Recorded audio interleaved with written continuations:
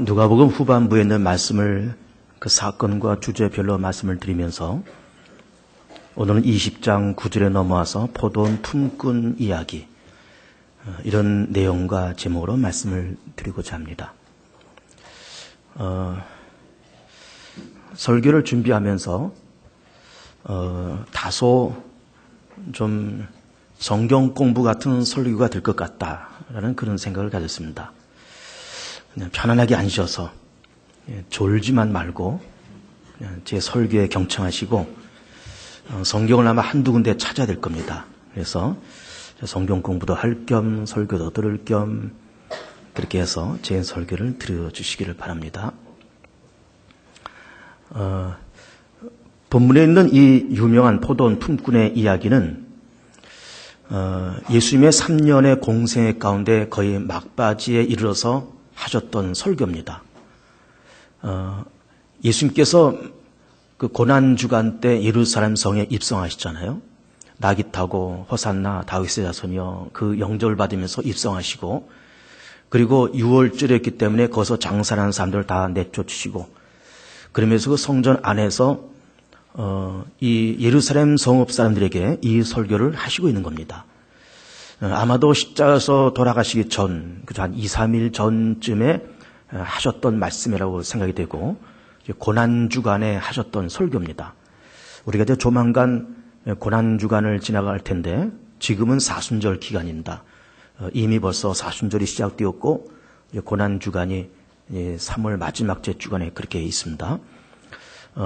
그리고 고난주간 때 예수님께서 이 성전에 들어가서 하셨던 비유의 말씀인데, 이야기는 이렇게 전개되고 있습니다. 어떤 한 땅 주인이 있었다는 거죠. 그래서 거기다가 포도원을 만들고, 그리고 먼 나라에 가서 그렇게 있을 계획을 갖고 있으면서, 그러면서 이 포도원을 농부들에게 세를 줬다는 겁니다. 그 세를 줬을 때 계약을 맺었겠죠. 여기서 소출되는 거를 5대 5로 나누자, 혹은 6대 4로 나누자, 이렇게 해서 세를 줬을 겁니다. 그러면서 먼 나라를 이렇게 떠나서, 그러면서 이제 한 해, 두 해 지나가면서, 이제는 포도원을 이제 소출을 거둘 때가 됐으니까 이제 그 세를 받아야 되겠다 하면서 그 종을 먼저 보냈습니다. 그랬더니 포도원 이 농부들이 분명히 이제 농사를 져서 이제 세를 이제 주인한테 줘야 될 텐데, 그것을 주기가 싫은 겁니다.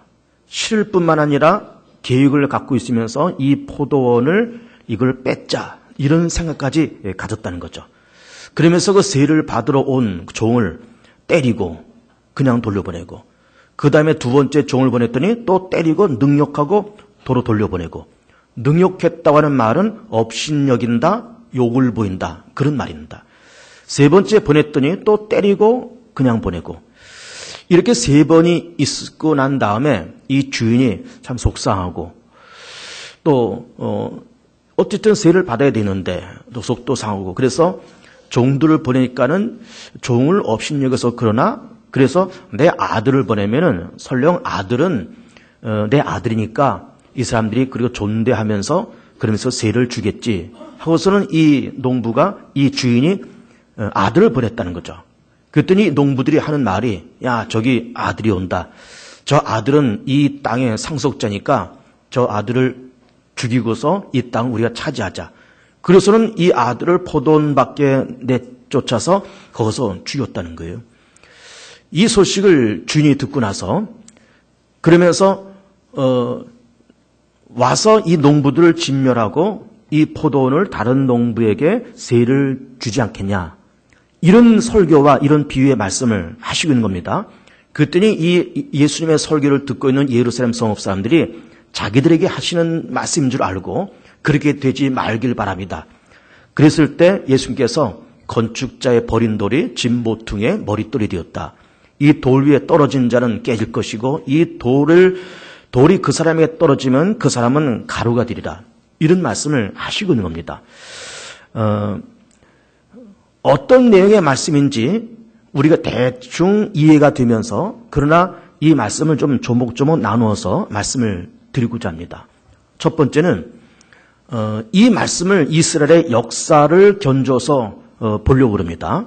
자, 이 얘기는 이렇게 되고 있는 겁니다. 지금 여기서 포도원은 유대인 땅이고 포도원 주인은 하나님입니다. 농부들은 유대인들입니다. 그리고 이 주인이 종을 보냈을 때 그 종은 선지자고 마지막에 아들을 보냈다 그럴 때 그 아들은 하나님의 아들 독생자 예수 그리스도이십니다. 하나님께서 포도원을 만드셨다는 거죠. 이스라엘 민족을 세우셨다는 겁니다. 그리고서는 종을 보냈는데 종을 능욕했다. 마지막에 아들을 보냈는데 아들을 영문 밖에 가서 포도원 밖에 가서 죽였다. 이런 이야기인 겁니다. 자, 우리는 신구약 성경을 보면서 하나님께서 아브라함을 선택하신 것을 볼 수가 있어요. 그 아브라함은 창세기 12장부터 등장을 하고 있고 대략 주전 2000년 사람입니다. 하나님께서 아브라함을 불러서 뭐라고 말씀하시는가 하면은 몇 가지 축복의 말씀을 하십니다. 내가 너를 창대케 하겠다. 또 너를 큰 민족을 이루게 하겠다. 그리고 너는 복이 되리라. 이렇게 말씀하십니다. 그러면서 18장으로 넘으면은 소돔과 고모라 성을 멸망시키려고 그 소돔 성을 가는 천사 3명을 아브라함이 부지 중에 영접하면서 이 천사들이 아브라함에게 축복하는 말씀이 18장 18절에 나와 있어요. 거기서 그 천사들이 뭐라고 얘기하는가 하면은 아브라함아 너는 강대한 나라가 될 것이고 천하 만민이 너로 말미암아 복을 받게 될 거다. 이런 메시지를 그 천사들이 던져줍니다. 그리고 우리는 아브라함을 이렇게 놓고 볼 때 창세기 12장, 18장 이렇게 놓고 보면은 하나님께서 아브라함을 선택해서 이스라엘 민족을 만드시고 그리고 이스라엘 민족이 하나님을 섬기면서 복을 받으면서 그러면서 강대한 나라가 되기를 하나님은 원하셨던 거예요.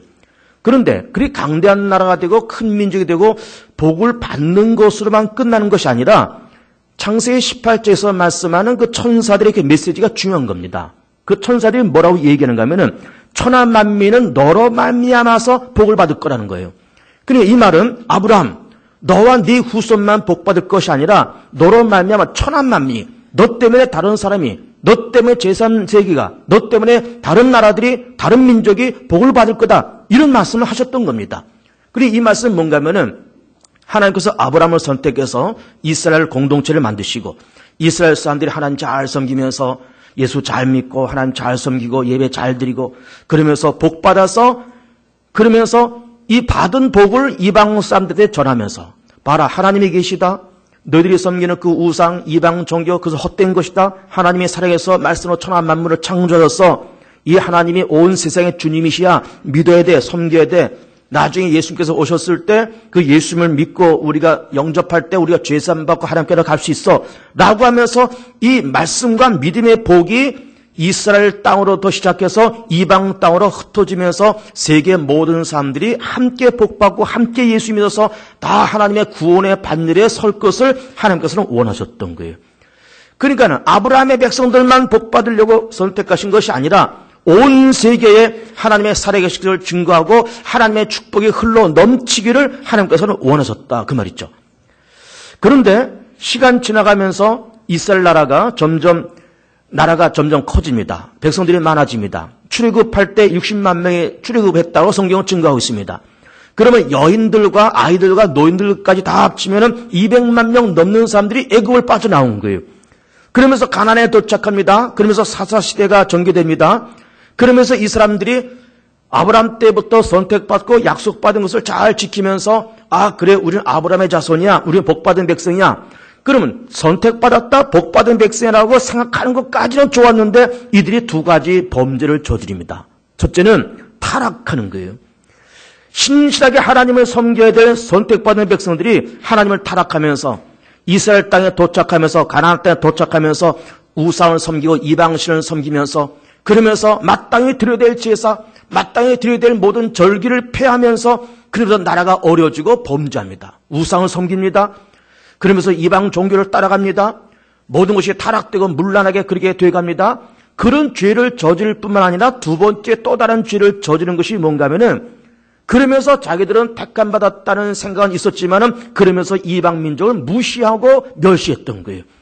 하나님은 우리 하나님이고 우리는 택함받은 백성이고 너희들은 택함받지 못했고 하나님은 우리 하나님이지 너희 하나님이 아니고 우리가 복받는 거지 너희들은 저주받아야 되고 우리는 천국 가야 되고 너희는 지옥 가야 되고 우리는 복받아야 되고 너희는 저주받아야 되고 그러면서 그들이 받은 복을 나누지 않고 그러면서 이방 민족을 무시하고 멸시하면서 그러면서 이방 세계와 담을 쌓고 살았다 그 말이에요. 그러니까 안으로는 자기들도 믿음을 지키지 않고 바깥으로는 이방 민족을 멸시하는 이렇게 두 가지 타락된 길을 걸어갈 때 하나님은 그 민족을 다시 깨우치기 위해서 종을 보냈다는 거예요. 세를 받으려고 종을 보냈다는 거예요. 그게 누굴까? 그 종이 누굴까? 과거에 선지자들이었던 거예요. 이사야, 예레미야, 다니엘, 아모스, 미가 이런 선지자들을 하나님께서 보내시면서 그러면서 뭘 말씀하셨을까요? 깨우치면서 자, 너희들은 택한 백성이야. 하나님이 우리의 살아계신 우리 하나님이셔. 신실하게 섬겨야지. 우리가 택한 번은 아브라함의 백성인데 어떻게 우리가 이 땅에서 이방신을 섬겨 우상을 섬길 수 있느냐? 우리 우상 다 버려야 돼. 이방 종교 다 버려야 돼. 악하고 음란한 거 다 버려야 돼. 그리고 이방 민족을 무시하지 말고 천대하지 말고 그들에게 하나님의 복을 나눠야 되고 하나님의 살아계심을 증거해야 되고 예수 믿고 하나님 섬길 때 이런 복을 받는다고 하는 것을 전해야지. 이것이 왜 이스라엘 사회만 이렇게 고여 있어야 되느냐? 하나님은 우리만의 하나님이 아니고 저들의 하나님도 된다. 그러면서 이스라엘 나라의 회개를 촉구했을 때 그 선지자들의 말을 곱게 듣고 이 사람들이 회개했던 것이 아닌 거예요. 이것을 고깝게 듣고 거부감 있게 들으면서 무시하고 멸시하면서 그 많은 선지자들을 정말로 죽이고 거저보내고 그리고 능욕하고 심지어 죽이기까지 했다 그 말이에요. 역대상 말씀 보면은 바갈의 아들 사가랴 제사장이 그 이스라엘 민족 타락된 이스라엘 민족을 향해서 우리가 회개해야 된다. 하나님을 찾아야 된다. 우리가 절기와 우리가 율법을 지켜야 된다라고 말하는 그 스가랴 제사장을 성전 마당에서 돌로 쳐서 죽였습니다. 그러니까 오늘 본문에서는 그냥 뭐 거저 보냈다, 능욕했다 이 정도만 표현하겠지만은 실제로 역사적으로 보면은 그렇게 회개를 촉구하고 하나님께로 돌아올 것을 촉구했던 그 선자들을 성전 마당에서 쳐 죽였습니다. 실제로 그런 역사가 있었다 그 말이에요. 그러면서 하나님은 마지막에 당신 아들을 보내시잖아요. 종들을 보내니까는 거저 보내니까 능욕하고 거저 보내니까 그럼 내 아들을 보내면은 존대하고 그러면서 잘 보내겠지, 세를 잘 바치겠지 하면서 아들을 보냈는데 그 아들이 누굽니까? 예수님이신 거예요. 과거 많은 구약시대 선지자들을 하나님께서 보내셨지만 그 선지자를 물리치고 그들의 말을 듣지 않고 그러다가 하나님의 아들이 직접 오셨지만은 그 하나님의 아들을 존귀하게 그렇게 대접했는가? 그렇게 대접하지 않잖아요. 그러면서 이스라엘 사회와 로마 사회가 결탁하고 유대 관원들이 모여서 결탁하고 예수를 죽이자라고 결탁하고 그 결국은 예루살렘 밖, 정말 포도원 밖, 영문 밖, 골고다 산에서 예수님께서 그렇게 십자가에 처형되잖아요. 그래서 성경에서는 히브리서 13장 11절에서 이렇게 말씀하셨습니다. 그러므로 예수는 자기 피로써 백성을 거룩하게 하시려고 성문 밖에서 고난을 받으셨느니라. 그러니까 지금 예수님께서 이 고난주간 때에 예루살렘 성에 들어가서 이 비유의 말씀을 하셨을 때 예루살렘 사람들이 이걸 아는 거예요. 예수님이 비유의 말씀을 알아차리는 겁니다. 아, 과거의 선지자를 우리 가운데 보냈을 때 우리 조상들이 그 선지자를 다 능욕하고 그렇게 했지. 그리고 예수님께서 하나님의 아들이시라고 다른 사람들은 믿고 그러는데 지금 우리 정부, 유대 정부 그리고 로마 정부가 결탁하고 그러면서 저 예수를 죽이려고 좀 결탁하고 있지. 그런 모의를 꾸미고 있지. 이걸 좀 다 알고 있는 겁니다. 백성들도 알고 있고 물론 예수님도 아시고 있고 예수님의 제자들도 알고 있고 가룟 유다는 더 잘 알고 있고 예루살렘 성업사도 다 알고 있습니다. 저 나사렛 예수 곧 죽을 거야. 로마 정부가 벌써 결탁했어. 그리고 우리 유대 관원들이 다 벌써 죽이려고 결탁했어. 근데 저렇게 예수께서 우리에게 비유의 말씀 하시고 있는데 이 비유의 말씀이 과거 선지에 대한 얘기고 그리고 하나님의 아들이라고 말하는 저 예수의 죽음을 우리에게 말씀하고 있구나. 그러면서 그렇게 되지 않기를 원합니다라고 그렇게 이 사람들이 말하고 있지만 예수님께서 건축자의 버린 돌이 집 모퉁이의 머릿돌이 되었다라고 그렇게 말씀을 하시고 있는 겁니다. 그러면서 과거 종들을 그렇게 능욕했듯이 많은 선지자를 핍박하고 거저보내고 아들을 보내면 존대할까 했더니 포도원 밖에 가서 죽였다는 거예요. 예수님도 영문 밖 예루살렘 성전 울타리 바깥에서 골고다 산에서 우리를 위해서 죽으신 거예요. 여러분 예수님이 골고다 산에서 못 박히시지 않습니까? 그 골고다라는 지역은 실제로 예루살렘 성전 바깥에 있는 그런 작은 야산이고 그 산의 지형이 사람의 해골처럼 생겼다 해서 골고다로 이름을 붙인 겁니다. 해골이란 말이죠. 그 지형이 그렇게 생겼어요, 실제로. 정말로 영문 밖, 포도원 밖에서 예수께서 우리 위해서 그렇게 죽으신 거예요. 그 말씀을 지금 다 하시고 있는 겁니다. 그리고 그 말씀을 예루살렘 사람들이 벌써 알아차리는 거예요. 그렇게 되지 않길 원합니다. 그런데 그렇게 돼 가고 있다 이 말이에요. 두 번째 넘어오면은 자 지금 이 포도원 주인이 그러면 먼저 종을 한 번 보내고 두 번 보내고 세 번 보내고 아들은 존재하겠지라고 아들까지 보냈는데 아들도 죽이고 그랬으니 이 주인이 어떻게 하겠느냐 그렇게 말씀하시면서 이 포도원에 와서 그 종들을 다 진멸하고 그리고 이 포도원을 다른 농부한테 주지 않겠냐 이 말씀을 하시고 있는 겁니다. 그래 포도원에 새로운 농부가 생긴다 이렇게 새로운 농부가 이 말씀이 뭔가 이 말씀을 잘 들어보세요. 자 하나님께서 아브라함을 통해서 이스라엘 민족을 선택하신 겁니다. 복음의 축 구원의 축은 이스라엘서부터 시작이 된 거예요. 근데 지금 우리가 예수님 이후로부터 벌써 20세기가 지금 지나가고 21세기가 되고 있는 겁니다. 2000년이 지나왔습니다. 그러면 우리는 지금 바라보면서 지금 구원의 축과 믿음의 축이 이스라엘 땅에 있는 겁니까? 그렇지가 않잖아요. 이스라엘 사람들이 하나님의 선지자 구약시대 때 죽이고 하나님의 아들 골고다 산에서 죽이고 그러면서 다른 농부에게 이 포도를 맡겼듯이 그렇게 주 70년 돼서 로마가 예루살렘을 쳐들어와서 예루살렘을 무너뜨리고 그러면서 이 유대인들이 1900년 가까이 나라 없이 세계 속에 흩어져 살다가 구원의 축과 복음의 축, 믿음의 축은 이제는 이스라엘이 아니고 예루살렘이 아니고 이방 세계로 옮겨졌다 이 말이에요. 이방 세계로 옮겨지고 정말로 그 포도원의 농부가 다른 사람이 되었다 그 말이에요. 그 말씀이 오늘 성경에 있습니다. 그 말씀을 여러분 누가복음 말씀을 껴놓으시고 어디를 보신가 하면은 오늘 성경 공부하는 식으로 설교한다고 그렇게 말씀드렸으니까 로마서 9장을 봅니다. 로마서 9장. 로마서 9장. 9장 25절 봅니다. 아주 중요한 말씀입니다. 여러분 잘 보셔야 됩니다. 9장 25절에 호세아의 그래도 이르기를 내가 내 백성 아닌 자를 내 백성이라 사랑하지 아니한 자를 사랑한 자라 부르리라. 내 백성 아닌 자가 누굴까요? 이방인을 말하는 거예요. 근데 이방인을 내 백성이라 부르겠다는 겁니다. 사랑하지 아니한 자 누굴까요? 이방인입니다. 이방인을 사랑한 자라고 부르겠다는 겁니다. 처음에 구원의 축과 복음의 축과 믿음의 축이 이스라엘 땅에 있었지만 이스라엘 사람들이 하나님의 아들을 십자가로 죽음을 통해서 복음의 축이 이방 땅으로 옮겨졌다는 거예요. 그래서 이방 사람들이 본래는 백성이 아니었는데 이제 그 이방 사람들이 예수 믿고 백성이 되고 하나님의 백성이 되고 사랑받지 못했던 사람들인데 예수 믿고 그들이 하나님의 백성이 되면서 사랑한 자가 되었다는 거죠. 그 다음에 10장 19절 보세요. 10장 19절. 10장 19절. 그러나 내가 말하노니 이스라엘이 알지 못하느냐 먼저 모세가 이르되 내가 백성 아닌 자로서 너희를 시기하게 하며 미련한 백성으로서 너희를 노엽게 하리라. 이 말씀이 뭔지 압니까? 예수님이 십자가에서 죽으시고 복음의 축과 믿음의 축이 이방 세계로 이렇게 옮겨졌습니다. 이방인들이 처음에는 하나님의 백성이 아니었고 사랑받는 사람들이 아니었는데 예수 믿고 하나님의 백성이 되고 하나님의 사랑받는 사람이 됐다 이 말이에요. 그리고 이방 사람들이 예수 믿고 복 받는 사람들이 됐다 그 말이에요. 복을 받으니까 이스라엘 사람들이 시기가 나고 노여하게 되더라 그 말이에요. 누가 노여한다는 걸까요? 누가 시기한다는 걸까요? 이스라엘 사람들이.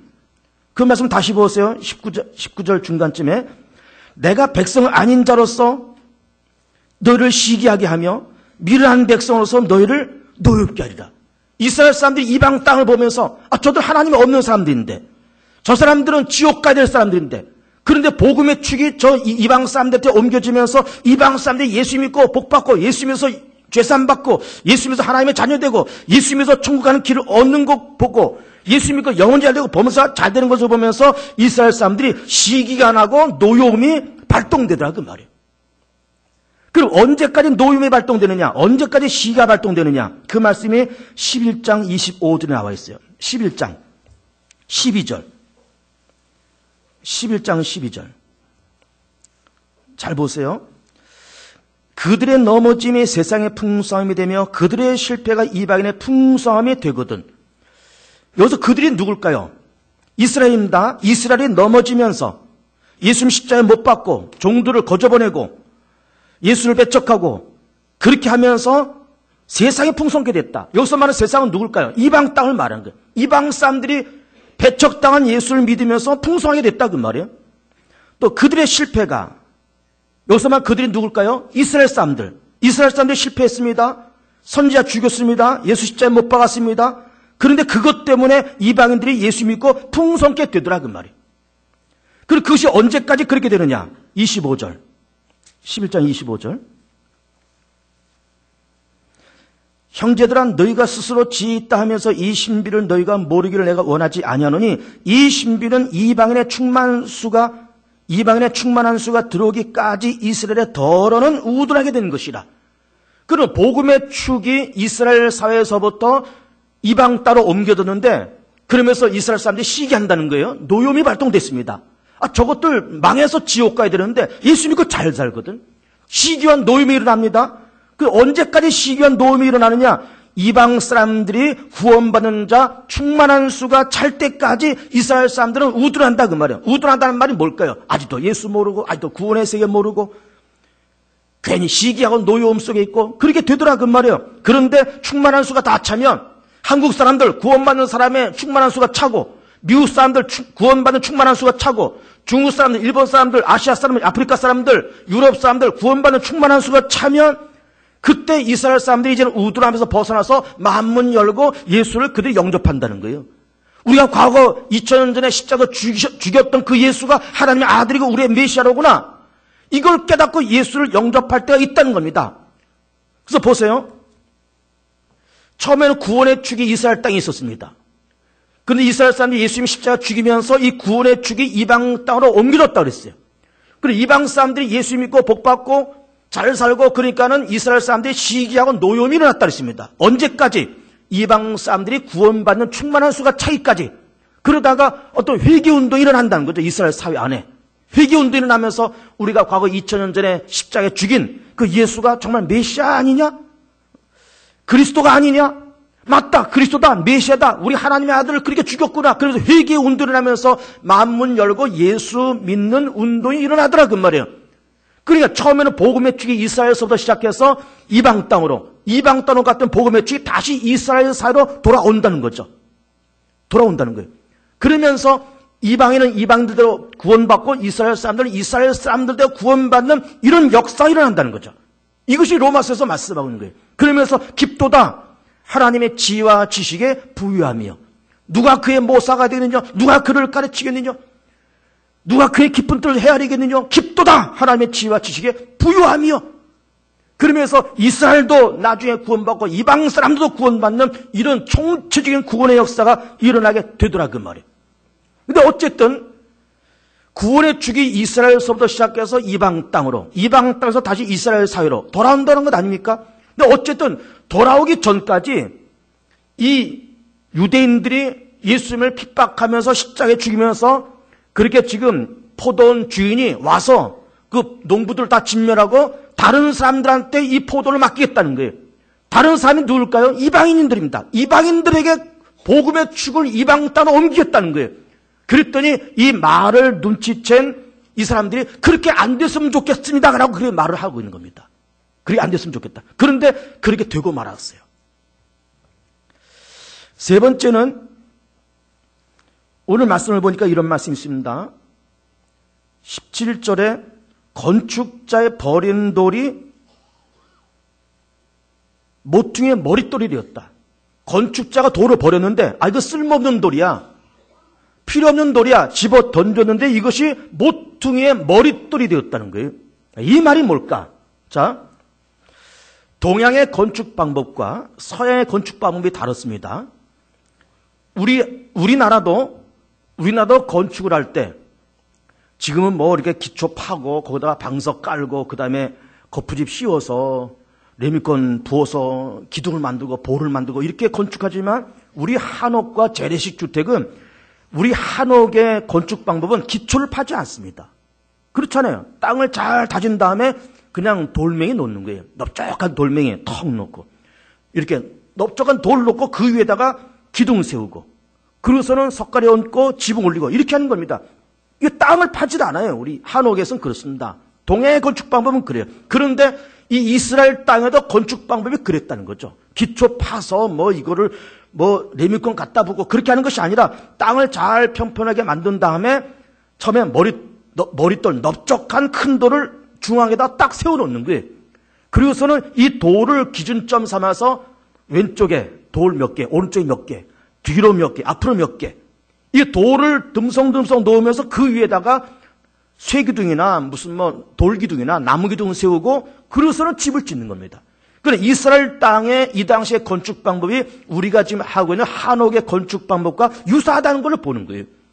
그러면서 그 머릿돌이 한 건축을 만드는데 기준점이 되는 겁니다. 그러면서 집이 다 완성되면 그 머릿돌에다가 언제부터 시공해서 언제부터 끝났다.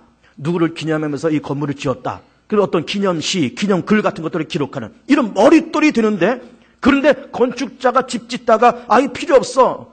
쓸모없는 돌이야. 버렸는데 이것이 어느 거대한 건물의 머릿돌이 되었다는 거예요. 누구를 상징하는 걸까요? 예수님을 상징하는 거예요.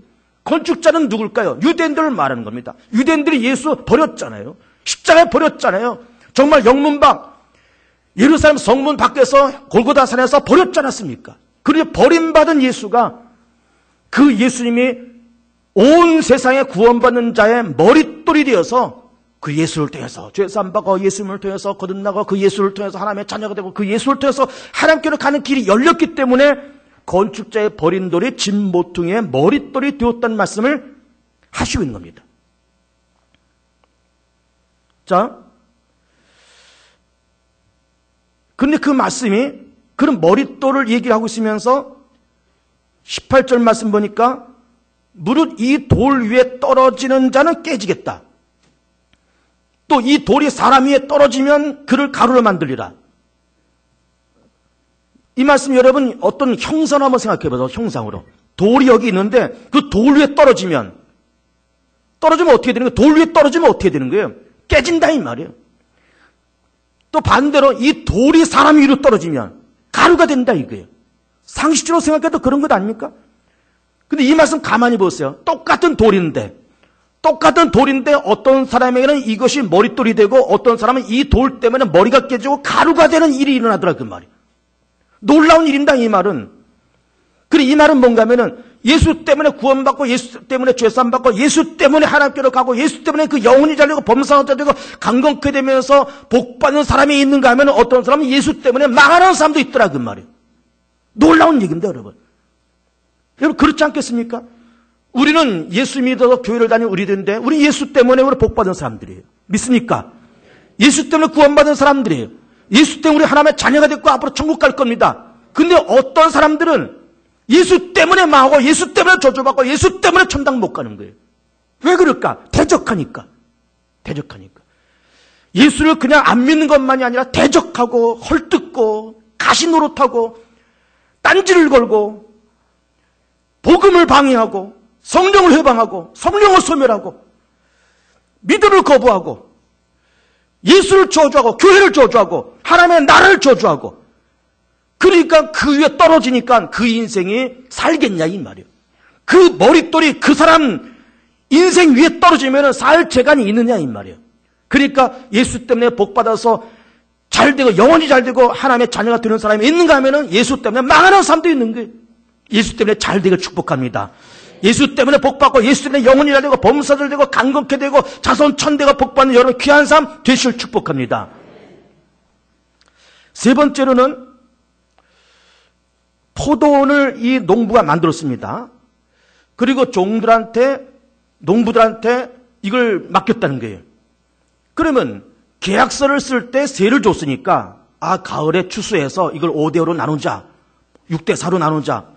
그럼 계약서를 썼으면 계약서를 썼고 분명히 이제는 추수할 때가 되었고 가을이 됐으니까는 포도원 주인이 종을 보냈으면 당연히 계약서에 쓴 대로 5대5면 5대5, 6대3면 6대4 이걸 당연히 나눠서 줘야 될 텐데 안 주더라 이 말이에요. 안 줄 뿐만 아니라 그 아들을 왔는데 아들 주인이 그 포도를 뺏어갔자 그 말이에요. 마땅히 드릴 거를 안 드리고 마땅히 자기 것이 아님에도 불구하고 뺏어서 자기 것으로 삼으려고 하는 패역한 인간의 마음, 인간 세계 그 이야기를 하시고 있는 거예요. 본래는 이 포도는 누구 겁니까? 주인 거예요. 농부들 것이 아닌 겁니다. 주인 건데 자기네들이 주인 행사하면서 농부들이 주인 행사하면서 종들을 죽이고 그 아들을 죽이고 그러면서 자기들이 주인 행사하고 있더라 이 말이에요. 여러분 세상은 모든 것이 다 하나님의 것인 줄 믿습니다. 우리의 목숨도 이 세상도 하나님의 것인 거예요. 고린도전서 3장 22절 말씀 보면 이렇게 기록되어 있습니다. 바울이나 아볼로나 게바나 세계나 생명이나 사망이나 지금 것이나 장래 것이나 다 너희 것이요 너희는 그리스도의 것이요 그리스도는 하나님의 것입니다. 뭘 말씀하시고 있는 거예요? 모든 것이 다 하나님의 것이라는 거예요. 하나님 것 아닌 것이 있습니까? 우리 목숨도 하나님의 것, 내 인생도 하나님의 것, 가정도 하나님의 것, 자식들도 하나님의 것, 교회도 하나님의 것, 나라 민족도 하나님의 것, 잘 되고 안 되는 것도 하나님의 권세. 모든 것이 하나님의 것이고 하나님의 권세임을 믿습니다. 하나님의 것 아닌 것이 있습니까? 그런데 세상 사람들이 드릴 거를 마땅히 드릴 거를 안 드릴 뿐만 아니라 하나님 것을 자기 것으로 삼는다는 거예요. 하나님의 것을.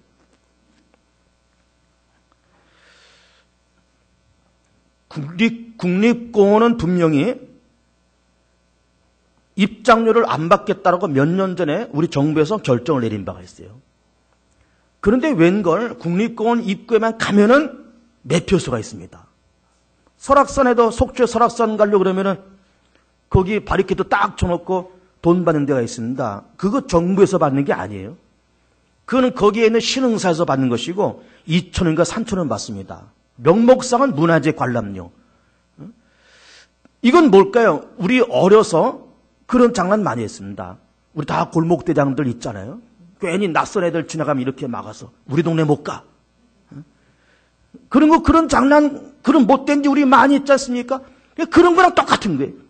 엄연한 하나님의 것, 엄연한 대한민국 국민 모두의 것, 딱 벌려서 못 가게 하고 돈 내라는 거예요. 자비를 외치는 그런 종교에서 그런 짓을 하고 있는 거예요. 그런 짓을. 저기, 어디입니까? 저 지리산 입구에 천은사, 부지기수입니다. 그런 데가. 다 길 막고 돈 내라는 거예요. 하나님 건데, 대한민국 모두의 건데, 국민들의 것인데, 입장을 받지 않겠다고 정부에서 정했는데, 그 2,000원, 3,000원, 자기 것인 줄 알고 그렇게 받아냅니다. 하나님 말씀의 세상을 창조하셨지만, 바다에서 꿈틀꿈틀 올라온 무슨 생물체가 진화돼서 사람이 됐다고 그렇게 말을 하는 거예요. 최고의 명문대학을 나오고 박사학위를 갖고 유학까지 갔다 온 사람들이 바다에서 스물스물 올라온 해삼 한 마리가, 멍게 한 마리가 우리 인류의 조상이라는 거예요. 그런 말을 하는 거예요. 모든 것이 다 하나님의 것이 하나님의 주관 하에 있음에도 불구하고 하나님의 것을 인정하지 못하고 또 하나님의 것을 내 것으로 뺏으려고 하는 이런 무지함이 우리 인간 세계 속에 있더라 그 말이에요. 여러분 우리가 하나님 앞에 드리는 것 가운데 최상에 드리는 것이 뭘까요? 예배입니다 여러분. 최상의 것은 예배예요. 일주일 동안 하나님 함께 하신 것 감사해서 나와서 지금까지 지는 것 다 하나님의 은혜입니다. 감사하고 우리가 예배드리고 예수 그리스도의 십자가에 볼려서 구원받고 구속받은 것 감사해서 우리가 예배드리고 하나님의 자녀된 것 감사하며 하나님의 자녀된 것을 확인하면서 감사하고 예배드리고 한 주간 동안 함께 하셨을 뿐만 아니라 또 한 주간 동안 함께 하실 것을 또한 믿으면서 미리 감사하고 한 주간 동안의 삶을 위탁하고 그러면서 마음과 정성, 신령과 진정을 바치는 하나님께 드리는 최상의 것이 예배인 거예요. 물질도 마음도 정성도 다 좋지만 하나님 앞에 드리는 최상의 것은 예배예요. 그럼 여러분 예배를 소홀히 여기지 마세요. 결석하지 마시고 드문드문 나오지 마시고 그저 매일매일 예배 드리면서 하나님 앞에 드림이 있는 여러분의 귀한 삶 되실 축복합니다. 마지막 5번째는 오늘 말씀의 구조를 보니까 이렇게 되어 있습니다.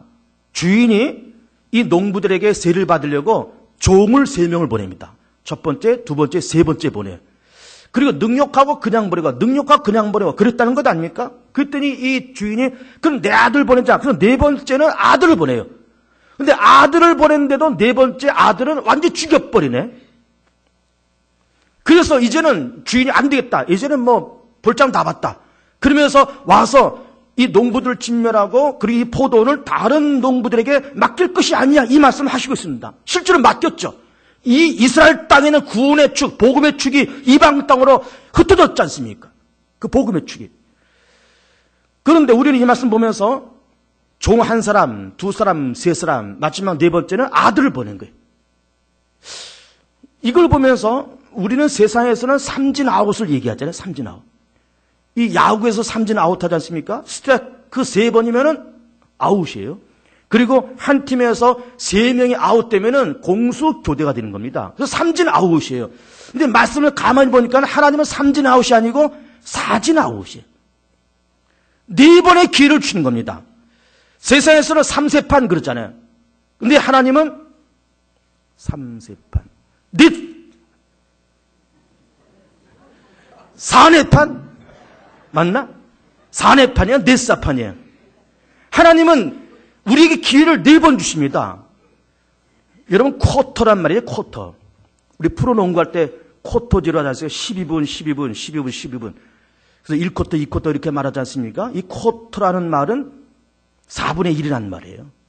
그래서 4분의 1, 4분의 1 해서 한 경기가 진행되는 겁니다. 하나님도 인생을 쿼터제로 운영하신다 생각하는 거예요. 쿼터제로. 태어나서 20살까지는 1쿼터. 20살부터 40살까지 한 2쿼터. 40살에서부터 60살까지 한 3쿼터. 60살부터 그 이후는 한 4쿼터. 지금 4쿼터 되신 분들 많이 있죠. 기회가 얼마 없습니다. 기회가. 시간이 얼마 없습니다. 저도 벌써 3쿼터 후반부를 지나고 있습니다. 저도 3쿼터 후반부를. 그리고 여러분 보세요. 근데 한 80년 인생 잡고 뭐 1쿼터, 2쿼터 그렇게 말하지만은 80년도 보장이 안 되는 거예요. 어떤 사람은 더 짧게 살아요. 그러니까 벌써 난 지금 3쿼터 후반이야. 나도 그렇게 말하고 있지만은 나도 어떻게 보면 4쿼터 후반을 살고 있는지도 몰라요. 어떤 사람은 안 그러다 20 몇 살이니까는 나 그냥 2쿼터 초반이야. 천만에. 그거 보장 못하는 겁니다. 나이가 쿼터가 아니라 우리가 언제나 하나님은 물론 이런 쿼터제로 세상을 운영하시겠지만 우리는 인생은 기회인 겁니다. 인생은 사는 게 인생이 아니에요. 인생은 기회인 겁니다. 내가 살아있을 때 4쿼터 끝나기 전에 내 인생 끝나기 전에 인생은 기회입니다. 예수 믿을 기회, 회개할 기회, 예수 믿고 구원받을 기회, 예수 믿어 하나님의 자녀 될 기회, 예수 믿어 천국 시민권 될 기회. 그 기회가 바로 인생인 것이고 우리는 그런 쿼터를 지금 지나가고 있는 겁니다. 저도 이제 3쿼터 후반을 지나간다 이런 말씀 드리고 있지만 가만히 저도 앞으로 살아갈 인생도 생각해보고 계획도 세우고 앞으로 내가 60대는 뭘 해야지 앞으로 60대 후반에는 뭘 해야지 이런 걸 생각도 하고 앞으로 살아갈 날도 생각하지만은 사실은 지나온 날도 더 많이 생각합니다. 지나온 날도. 내가 10대는 어떻게 살았나, 20대, 30대 어떻게 살았나, 40대는 어떻게 살았나 이런 걸 반출을 해보는 겁니다. 그런데 안타까운 거는 예를 들어서 내가 10대 때쯤 왜 그런 걸 미리 준비하지 못했을까? 20대 때 왜 그런 비전을 내가 좀 갖지 못했을까? 30대 때 왜 그런 좀 원대한 좀 꿈을 좀 갖지 못했을까? 그런 것이 아쉬운 거예요. 근데 이제는 인생은 기회라는 말씀 자꾸 드리고 있는 겁니다. 인생은 기회예요. 무슨 기회? 이제는 예수 믿어서 하나님의 자녀가 되고 예수 믿어서 천국 시민이 되고 예수 믿어서 하나님 앞에 의롭다함을 선포받고 거듭날 수 있는 그런 기회. 이것이 인생이고 몇 쿼터가 지나갔든지 간에 남은 기간 그 기회를 잡으시고 예수 잘 믿어서 죄사함 딱 받고 하나님의 자녀 된다는 보증을 딱 받고 천국 시민권 딱 받고 심판대 앞에 다 왔을 텐데 하나님 나 이렇게 열심히 살았습니다. 난 남은 거 별로 없지만 열심히 살았어요.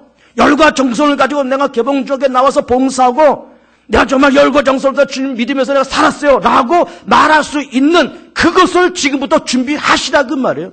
인생은 기회입니다 여러분. 지나가면 오지 않습니다. 그래서 남은 기회, 이제 1쿼터도 안 남았습니다. 반 쿼터도 안 남은 그런 시간에 잘 준비하셔서 하나님 심판대 앞에 가서 잘했다 칭찬받는 여러분들 되시기를 축복합니다.